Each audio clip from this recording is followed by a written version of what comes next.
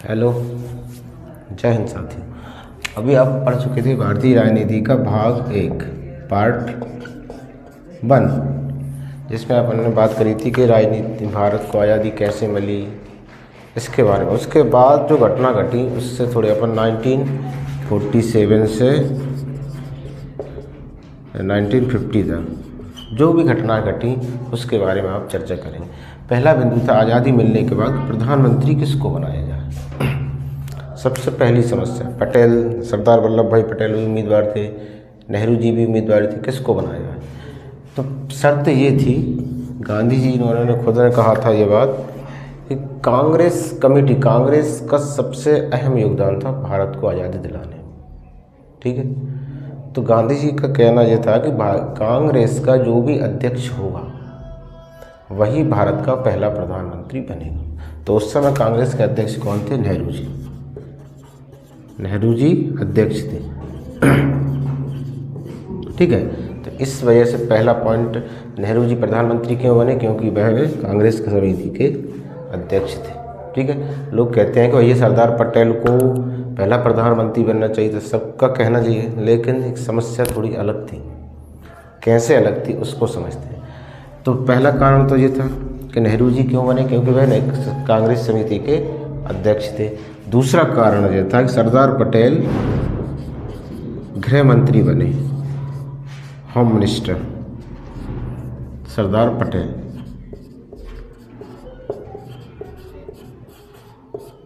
भारत जब आज़ाद हुआ तो उस समय, आज़ादी के समय, भारत में 565 रियासतें थी। कितनी? 565 छोटे छोटे रियासत, रजवाड़े थे, जिनको एक करना ही सही आज़ादी कहलाती।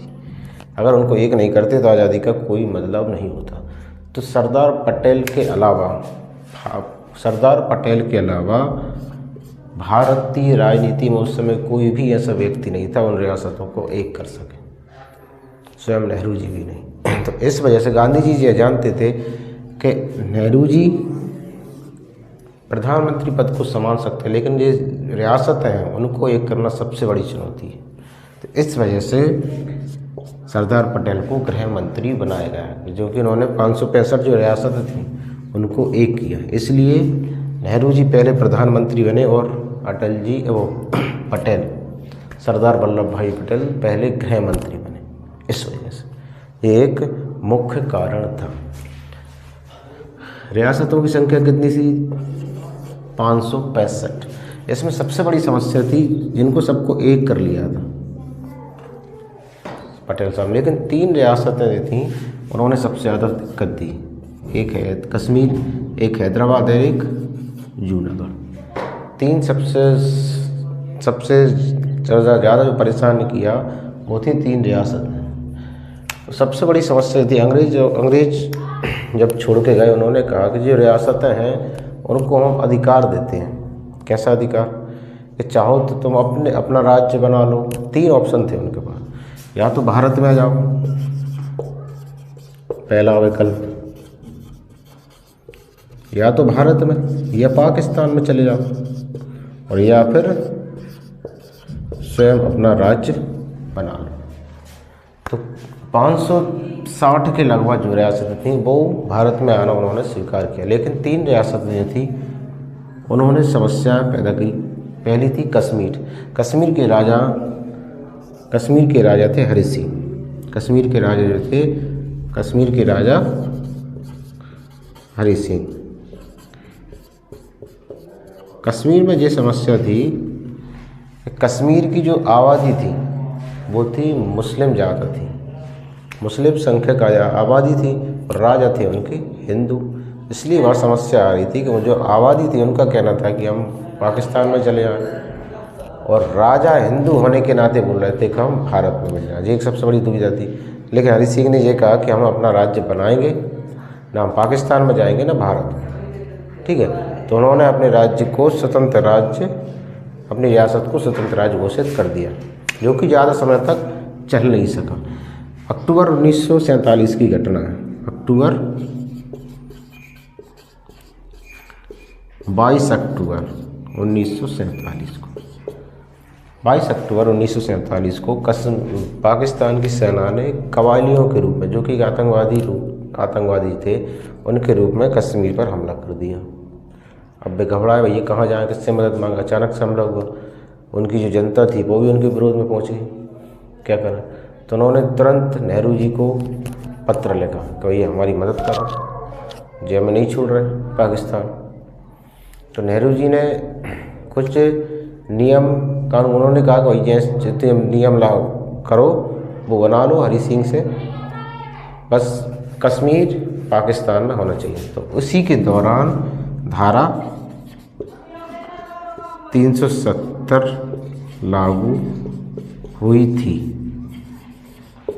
तभी धारा 370 लगी थी। इसी आधार पर कि कश्मीर भारत का अंग होगा, ठीक है, जो कि अब हट चुकी है।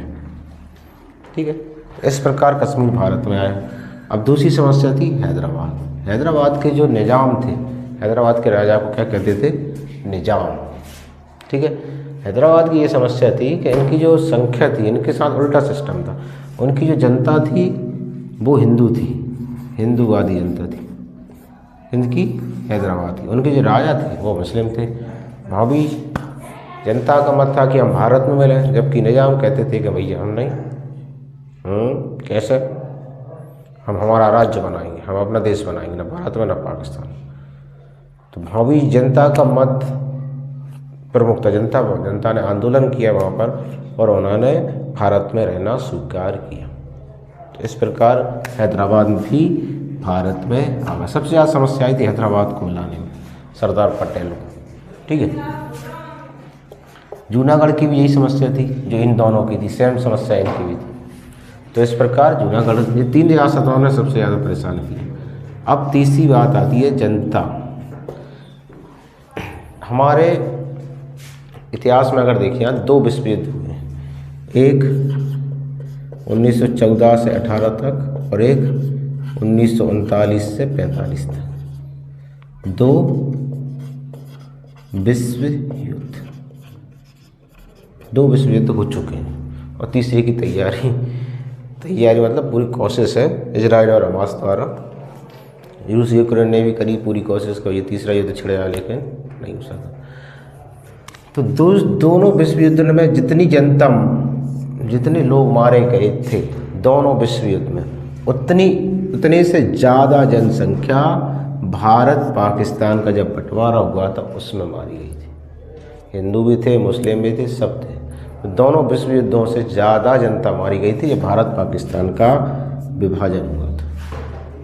ये एक कटु सत्य है कि एक तरफ हम आज़ादी का जश्न मना रहे थे, दूसरी तरफ विभाजन का दर्द था। तो दोनों विश्व युद्धों से ज़्यादा भारत पाकिस्तान के बंटवारे में जनता का नरसंहार हुआ था। और तीसरी कबायली हमला अपन पढ़ चुके हैं। कबायली हमला वही था जो भारत पाकिस्तान के बाद बंटवारे के बाद कश्मीर के राजा हरि सिंह पर हुआ था। उसी के आधार पर उसी के बाद राजा हरि सिंह ने अपने राज्य को भारत में मिला लिया था धारा 370 के तहत, जो कि अब हट चुकी है। ठीक है, तो ये कुछ बिंदु पार्ट 2 है। पार्ट 1 में अपन पढ़ चुके थे। अब ये अपन कहाँ तक पहुँच चुके हैं। अब ये कब की घटना हो गई थी, 1950 तक। 1950 तक कुछ घटनाएं घटी थी और चलो कुछ और बिंदु पढ़ते हैं अपन। 30 जनवरी 1948,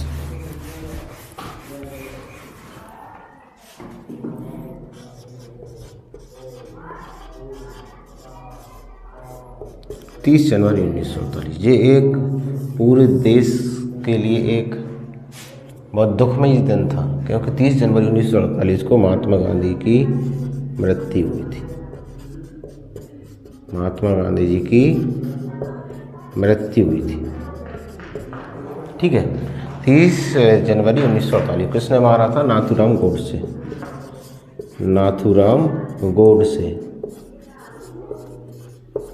ठीक है, और इसका एक बिंदु और है कि जो नाथूराम गोडसे जो थे, जो भी था वो किसका कार्य करता था, आरएसएस।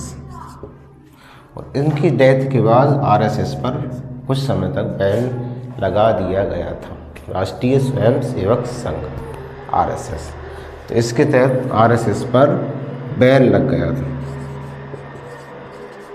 रोक लगा दी गई थी गांधी जी की मृत्यु के बाद कुछ समय तक, फिर उसके बाद उसके रोक को हटा दिया गया। ठीक है, तो अभी तक अपन जो पढ़ लिए भाग 2 में, पार्ट 2 में। इसके बाद अपन पार्ट 3 में भी पढ़ेंगे कि चुनाव कैसे हुए, फिर अंबेडकर जी की जो संविधान की जो समस्याएं थी किस तरह से हल हुई। ठीक है, अपन पार्ट 3 में, तो जल्दी आएंगे अपन पार्ट 3 लेकर। जय हिंद।